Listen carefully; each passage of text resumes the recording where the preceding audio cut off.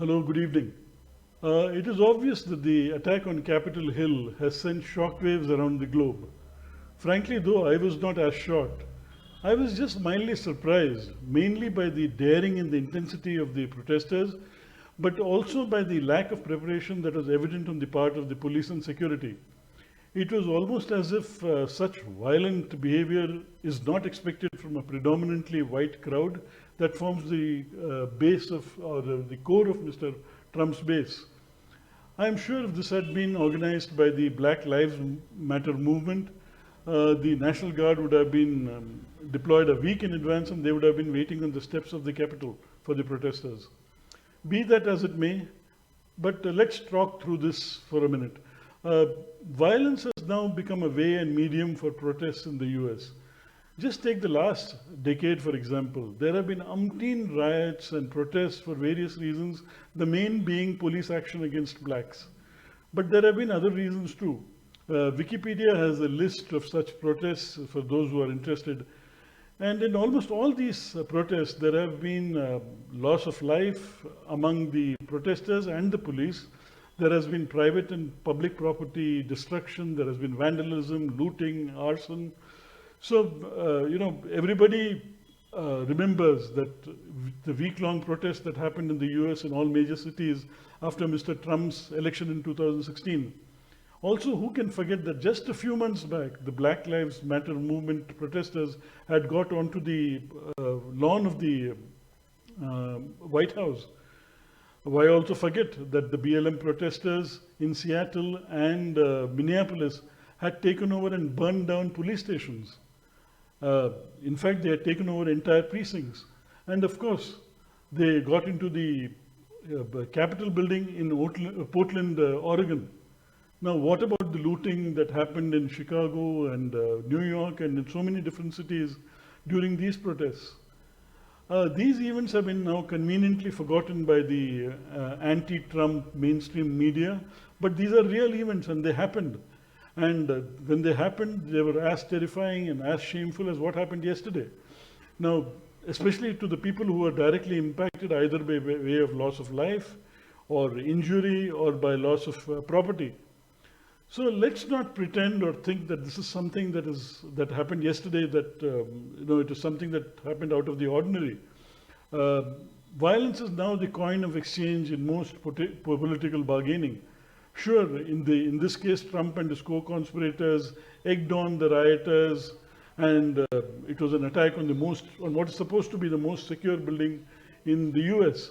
But violent protests now has a long history in the US. And I'm afraid, given the nature of race relations in this country, it has a long future too. Now, as is their wont, the Democrats have morphed magically into their impeachment mode. They don't have enough time and support to remove Trump from office using the 25th Amendment in the next week or so. So the next few days will be spent doing the happy impeachment dance. If Trump had, been just left to himself without his main weapons of choice, Twitter and Facebook, he would have left the White House with these protests tied to him like a dirty tail. Instead, the Democrats will now help him conveniently to remove those memories, and in its place, a crestfallen Trump will be allowed to leave the White House carrying the nameplate, the victim nameplate with him. Now, you have to hand it to these politicians. They really know how to help each other out in such times. Now, just a final thought. I am no Trump supporter. I'm far from it. And I loathe saying what I'm about to concede now, that Trump did achieve a lot, especially on the economy, the jobs, unemployment, deregulation, tax cuts in his 4 years. His work on trade deals has been remarkable, even if the jury is still out on the extent of its benefits. He shed light on how the world has been exploiting the US, the generosity of the US, and called out NATO and China directly. He has put in place a lot of small but effective measures that will help citizens directly in the near term. For example, the reduction in the prices of drugs. Now, above all, getting 75 million votes despite his handling, or miserable handling of the COVID crisis and the loss of 375 odd deaths. That itself is a staggering accomplishment. Now, I'm not trying to campaign for him, by no means. I just think that it was stupid of him to have chosen the election fraud route to keep himself in the running for 2024.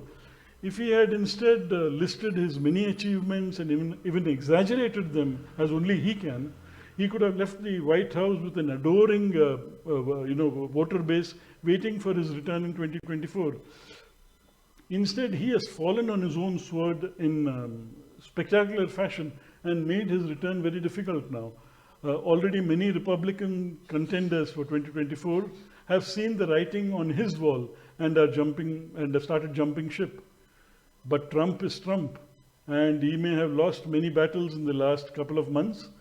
Well, if he's able to ride out what the justice system is going to throw at him and his family in the next year or so, if he's able to ride that out, well, I expect him to be back on the 2024 shooting range in short order. Thank you.